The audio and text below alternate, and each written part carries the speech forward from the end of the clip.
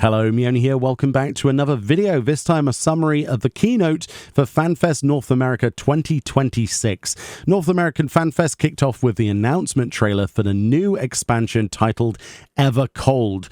This is apparently coming January 2027, which is a lot earlier than a lot of people expected, including myself, but a lot of people are very happy about that.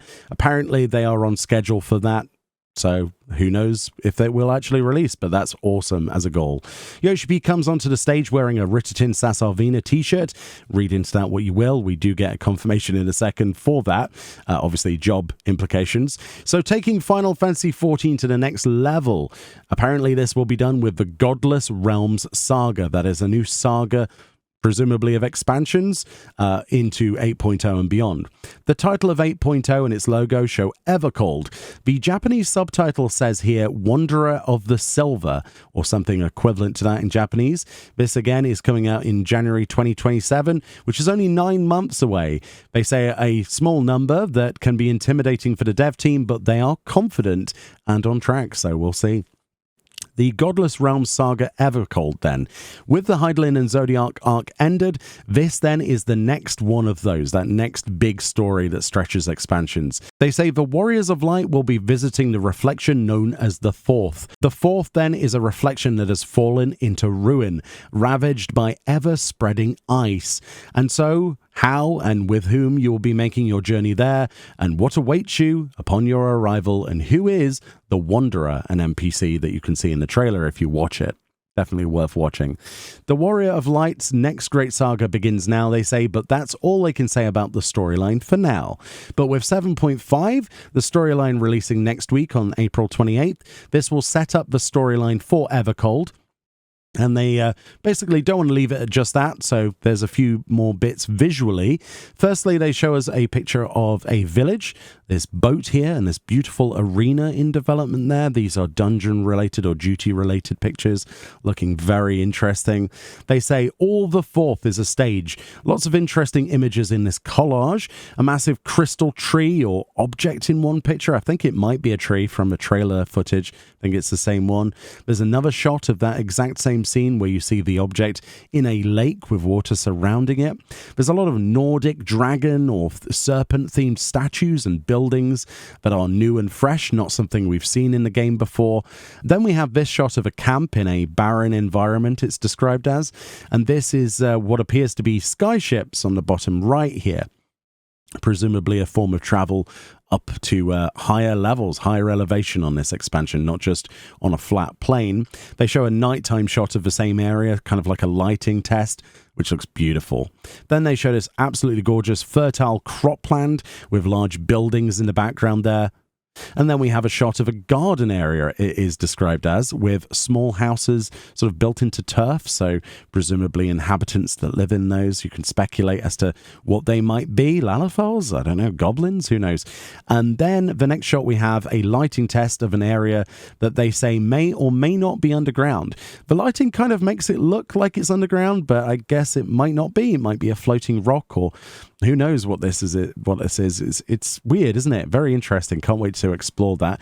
And then they show this shot of a sort of city-style area with very unique buildings, looking very different from what we've seen before. Then they show this shot of a building with these big, iconic gates. And then they show this of an aetheryte in the foreground with structures in the background. They describe this as a mix of organic and fantastical design. A lot of these pictures were unicy, says Koji Fox, but again, we're showed a bunch of under-development concept artwork now. Firstly, a big lake with this massive city with crystals in the center, and then a lovely shot of a garden on top of a building, it's described, and then a shot of somewhere covered with lava, and then a nice architecture sort of shot of a building here. And then this shot of a massive citadel with sort of dragon serpent style building that just looks, wow, it's incredibly Norse, isn't it?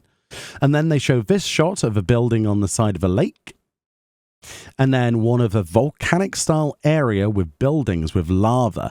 Apparently this has a mechanical feel. It might be a city or a dungeon or something, Koji Fox says. And another shot of the same location. This time you'll see it as an airship. or something like that. Skyship to the top of the screen. So maybe this is somewhere we visit. It could be a dungeon, right? We could visit there on airship. It could be a place. Who knows? They say the fourth is a world not without danger, and this time it will be massive. They show us this picture of this giant beast. They say these are arcane giants roaming the ice fields. And as you can see, it's kind of above the cloud level there. They say there will be many of them roaming. Koji Vox says, are they friend or foe, or are they gods? Interesting. Next up, they show town areas, specifically labeled as that. This is the first then. This town looks incredible. They say it's very fantastical and representative of the art direction of the entire expansion. They show a new shot of that city from before, looking incredibly detailed. And then a shot of a market area of that city, so where you'd probably see your crafters, your vendors, that kind of thing. And then a shot of a town area with distinctive arenas. This might be floating in the sky with that big arena sort of area in the middle. And then they show this shot of a beautiful town with foliage everywhere. Then they show some inhabitants of some of these places. They showed a cat creature, whatever this thing is. This kitty cat will be probably a new race we meet. Maybe this is related to an Allied Society quest area or something. And then they show the town that the kitty cats are apparently from. So I think this is going to be new Allied Society stuff, personally.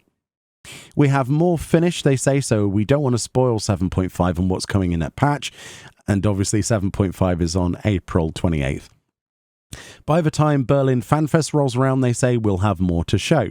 So let's move on to game design updates. They say their focus is an ever-evolving Final Fantasy XIV. They want to say why they're evolving 14. As you know, the history of 14 goes back to 2010 with 1.0's release. They say we have covered a lot of ground with our journey so far, 6 unique expansions thus far, and with the player base reaching 35 million registered accounts from 2013 to 2026 from A Realm Reborn to now, the world has changed. Everything has changed, including our lives and lifestyles IRL. There is something that is comfortable with a game that doesn't change, but in other ways, Yoshi P says bad things happen, and it's all about fighting off fatigue. Showing so many tombstones here on this animation, they say it's been 13 years, that's a lot of Allegan tombstones. We're going in a different direction for 8.0. With consistency does come fatigue, and Final Fantasy XIV must change and evolve to better meet our changing lives. The evolution starts with 8.x onwards, and apparently they're focusing on an ever-evolving game design as their new goal. To do this, as a start, and they say there's a lots to cover, and they need all 3 Fanfests to cover all that they want to say, but today is just the foundation. Firstly, this is the Adventurer activity screen. This is when you press C on your character in the game, and it shows missions, rewards, Savage Gear. This is the new character widget when you press C. So as you can see, there is gear progression at the bottom. Switching from daily-based to a weekly-based system is their new goal. So the current duty roulette and daily bonus system is tied to tombstones, efficiently doing roulettes to get your 450 tomes for the week, trying to do them in as least time as possible, doing least time consuming instances and rinsing and repeating. This is how it's been for 10 plus years, they say, so some people are getting wary of this. So with Evercold and 8.0 onwards, this changes from a daily to a weekly system, which unlocks more freedom from the players, they say. From this screen here, players will be able to manage their character's growth from one screen in total. This is all still in early development and will likely change before release. It's quite rough around the edges, as you can see, as a concept. So more detail then. With the weekly system, we have missions. You do an activity on this list here, and it gives you activity points, a new form of currency.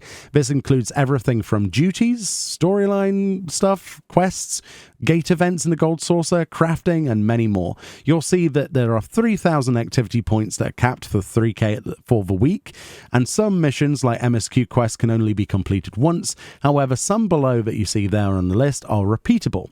This is to allow players of all different playstyles, they say, to feel rewarded for doing what they want to do. If you didn't get your 450 tomes from one week and you missed out, this then will fix it with weekly points, where you can earn unlearned points from 1 week prior if you cap the current week's points. By evolving from a daily to a weekly cycle, this will allow players, they say, to choose how they play, when they play and what they do to progress, and decide your in-game schedule based on your in-real-life schedule without having penalties. They also move on to item level here, and they say there will be new ways to raise your item level. That is also changing very similarly. There, up until now, has only been really two ways to increase your item level. One is to do your Savage Raids and get gear, and the other is Tombstone Exchange. This locks people into content and creates a content drought between patches, they say. They will give more details on this in the future, however, at Tokyo Fanfest, but this was just a glimpse of what's to come, and you can expect it's a similar system to what we've seen with the activity list, activity points, and rewards, right? So now they introduce seasons, and Yoshi says when I talk about seasons, some people might expect season passes and paying money. Yoshi says no extra fees like other games that do. This will not. A season pass for 14 will not incur any extra cost, and the game is not going free to play. So that's kind of like massaging me ears, honestly, with words like that. I'm good to see that's clarified. They say a season then in 14 is to make it easier to understand rather than just having patch and increments of patches instead, especially when a patch may have many small patches in it, typically. So 7.5, 7.51, 7.56, etc. This will now just be called a season. We currently have a 2-patch cycle, so as you can see, as an example, 7.0 and 7.1 collectively would be a season. 7.2 and 7.3 collectively would be another season. Patches still exist, but the 2-patch cycle will begin a season. And also, the gap between patches has been getting bigger, Yoshi P says. We are hopefully trying to bring that closer together, which we want to talk more about in future Fanfest, end quote. So that is good news as well. A lot of people are feeling like they're too far apart. There's not enough to do in the game. Hopefully this addresses that. We'll have to wait and see, right?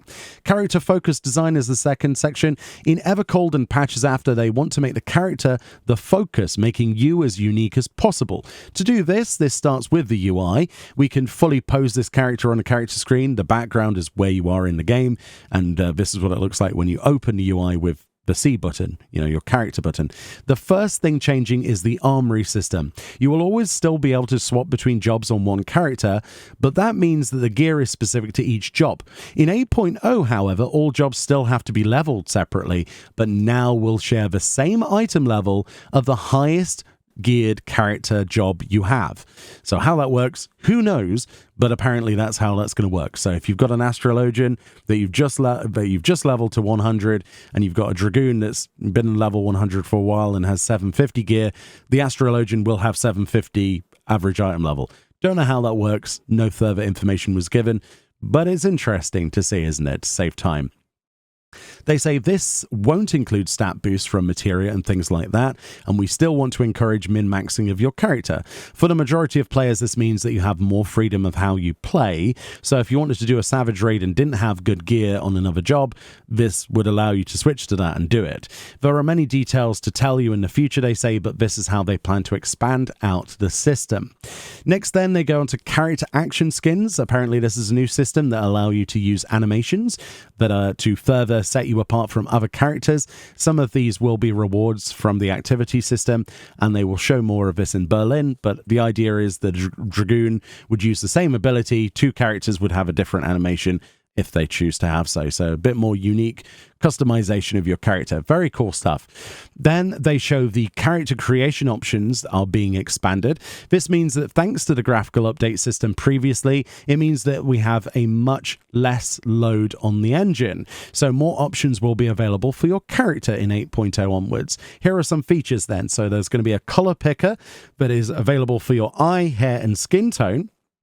A color picker is allowing you to select any shade of color from the rainbow you want to, if you've seen it in other games. This will have improved customization of eyes and lips, the addition of eyeshadow features, face paint layering, and the ability to toggle on and off individual parts of armor pieces. Here are some pictures then. Firstly, with the color picker, you can finally get the color hair you want. This will apply to color of your hair, your skin, and your eyes. They show some examples. They look amazing, and you can make your character as you wish. So if you've always wanted to get the Solution 9 hairstyles, you can get even brighter than those, different shades. Very cool stuff. Huge surprise on that one. And that applies to your skin as well. So you can have a green character if you want to, with bright blue eyes or something, neon eyes. Very cool. They say improved irises and lips. They show a before and after.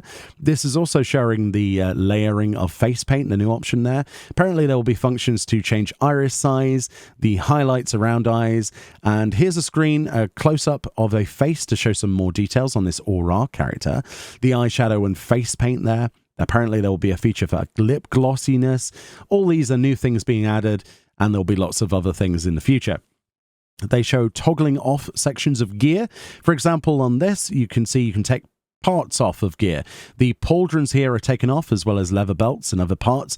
This is very similar, they explain, to the visor command for helmets, where you can toggle visors up and down, but this will toggle visibility of certain sections on other item slots, which is pretty cool. I've been hoping for something like this for some time now, so this is great. Here are some more examples toggling off certain parts of gear, like the scarf there, the flowers, the backpack. All of that stuff can be toggled off, and obviously it'll be dependent on the piece of gear. This is great. This allows for freedom to better coordinate your character and make it your own. The character customizer updates are releasing 8.0. However, they do want to make people aware that beyond 8.x content, so in 8.1 and 8.2, etc., they will have more things like this, more advancement of your character. So that's pretty hype. These changes, they say, are about making the Warrior of Light the center of the adventure in 14. Awesome stuff. Moving on then, ever-evolving content. This is about improving public fields, which is your open world areas, such as the Lower Lenosha, places like that, right? Open world areas. That means adding more dynamic events to content to areas, and allowing players to master those areas. They say with daily content being in the duty finder, zones have felt lonely and empty, and that's their fault, they admit. We want to fix that, they say, by adding more exciting content to those open zones. Moving forward, we're bringing some quality of life features as well for questing, but more details on all of that will be in the Berlin Fanfest, so new content, whatever that will be, who knows. Our battle content will also be evolving, they say. They're adding a third difficulty to 8-person raids. This will not be above, but between normal and savage. So you'll have normal, this new mode, and then savage. They want to improve the clear rates of savage. They say it's something like 20% for a tier, and they can do this by shoring up new players to allow players to improve, as well as improve their gear. This will be one of the routes they do so. However, they say hardcore gamers don't despair. They still have ultimate and new ultimates with new updates to that in the future as well. So a new difficulty tier to kind of act as a leg up between normal and savage might be a great idea, honestly. A lot of people have wanted that for the longest time, so very cool stuff. They say they're adjusting progression routes for 24-player alliance raids as well.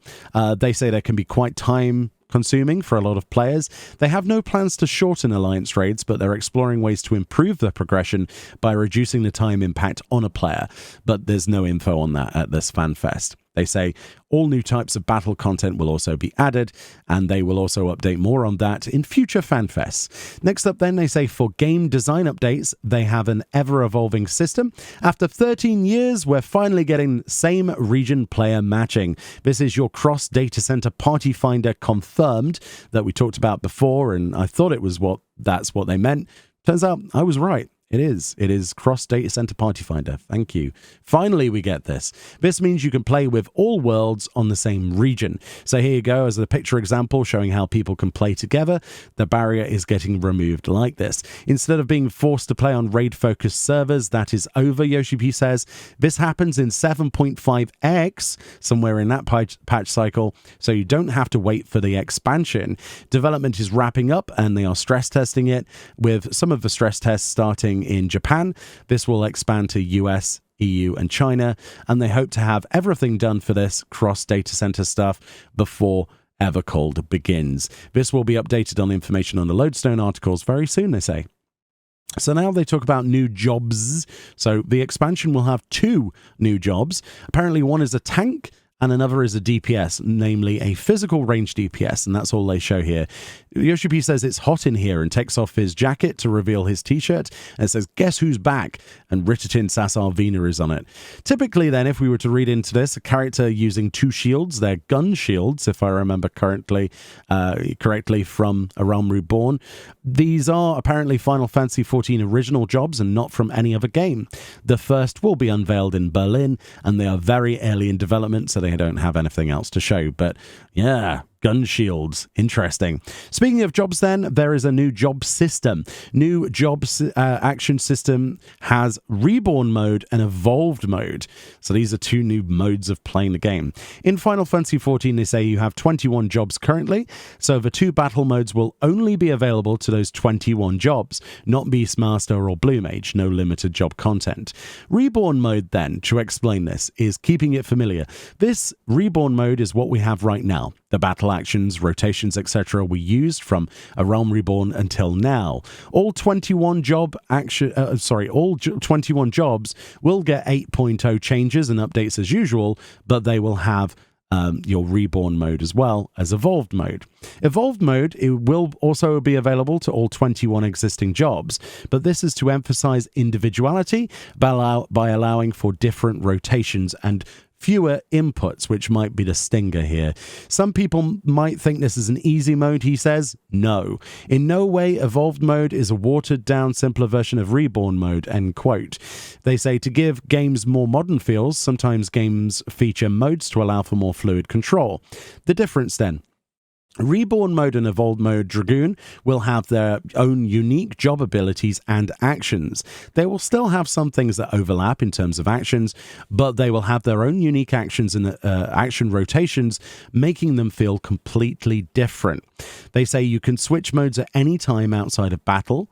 Your job level is shared, so you don't need to go and relearn actions, and so is your gear. Apparently, Evolved mode is available when you unlock your job for the first time, and all content should be clearable with both modes. Reborn mode will only be available for the existing 21 jobs and not any future jobs, which the future jobs will only have the Evolved mode. Which one is stronger, he says? Apparently, Evolved is slightly stronger in DPS than Reborn mode, but it is designed to allow you to play how you like. Some fights might feel suited to one type or another, but they are trying to make the difference as negligible as possible in fights going forward. They plan to show more in the dev panel later today in the Fanfest, so we'll look at that in another video. In that presentation, they'll also have early development video, footage, and pictures probably, and the battle system designer will also be on that as well. So very interesting. 2 new battle modes. Wow. Additional updates then. The level cap is going to level 110 in 8.0. Internally, they were thinking about doing something else, but they settled on 110. Treasure hunts, fates, and the hunt will have updates in 8.0. There'll also be evolutions of those pieces of content in the future. Lots of new features are planned for public areas, as they say, and they'll show that in the future as well. New dungeons then. They say there's obviously new dungeons, the same amount as any other expansion. These 4 in these pictures that look incredible are under development. There'll be new gear and recipes in 8.0, obviously. Here is some artwork looking at the new artifact gear, I believe. Looking pretty good. Some of them are kind of safe designs, I have to say. Some of them are very familiar, and some of them look quite interesting advancements, especially like samurai. Some really nice stuff here. I'm not 100% sold on it, but, you know, we can't see it in the game yet, so it might look completely different. And then they also show crafting and gathering gear as well, getting new stuff. They always show a concept of this, looking pretty interesting. They also show new enemies here. They say, look at this saber-tooth and this weird creature on the right there. They say the designs and gimmicks are all going to be pretty amazing. These apparently are linked to the main scenario of these pictures, so they can't show too much more here. 8-player raid series then, and the theme is going to be revealed in Berlin. They don't show anything here. And the new ultimate raids in 8.0, they can't show. Duty support updates in 8.0 are continuing with the ability to enter dungeons in pairs of people. So you'll be able to go in with you and a friend and the rest trusts. They are currently working to show that off in Berlin. The new Alliance raid, they unveiled the raid series theme as Evangelion. Yes, that anime Evangelion. It's called Ghosts of Desire. This is to celebrate the 30th anniversary of Evangelion. It's a series of raids on multiple tiers of 8.0. And for this exclusive content, whilst the producer of Evangelion will be fully supervising the development, they're doing it in-house, obviously at Creative Unit 3. Yoshi P is a massive Evangelion fan, and apparently he's super excited and very nervous service to do this. They're currently working hard to reveal more in the other FanFests. Very cool. System requirement updates, there are none. There will be no changes to system requirements for 8.0. However, they have one request, Yoshibi says. PS4 users, they say the game will work in 8.0, but it will only really work until 8.3 or so. He says you have 2 years to save up for a PS5 because they can't guarantee support beyond 8.3. So there we go. I mean, the PS4 is, what, 6 years old, maybe more? Crazy, isn't it? How time flies. So now some 7.5 stuff. So Beastmaster then coming in 7.56. We get confirmation much later than a lot of us hoped. They recap, obviously, what Beastmaster is. Then they talk about the Ultimate Raid for 7.5x. Apparently, it's the Dancing Mad Ultimate featuring Kefka. I don't know if there's any other characters, but it clearly shows Kefka, God Kefka. Really interesting. Cool. And as predicted, we're also getting an expansion to the free trial, so this will go from level 70 to level 80 now, and will include Shadowbringers as part of that free trial, which is incredibly generous and is probably the best expansion so far. So free trial players get a really, really good set of game to play. Awesome stuff. They show some dates. Then 7.51 is June the 2nd. 7.55 is scheduled for July 28th. And 7.56 is the 8th of September, so quite far apart. That comes with confirmation then that 7.51 on June the 2nd comes with a new Cosmic Exploration Star, Oxessia, the new custom deliveries with T-Soldier, and Dancing Mad Ultimate, so that's 7.51. Then we have the Fan Festival in Berlin on the 25th of July and the 26th of July. And then after that, on July 28th, we have patch 7.55, which has the Hildebrand Adventures continuation, the new Occult Crescent North Horn, and the weapon enhancement quest for the Phantom weapons. And then on September the 8th, we have patch 7.56, which features the main scenario quest for patch 7.5 story, part 2, leading into the next expansion, as well as the Beastmaster content.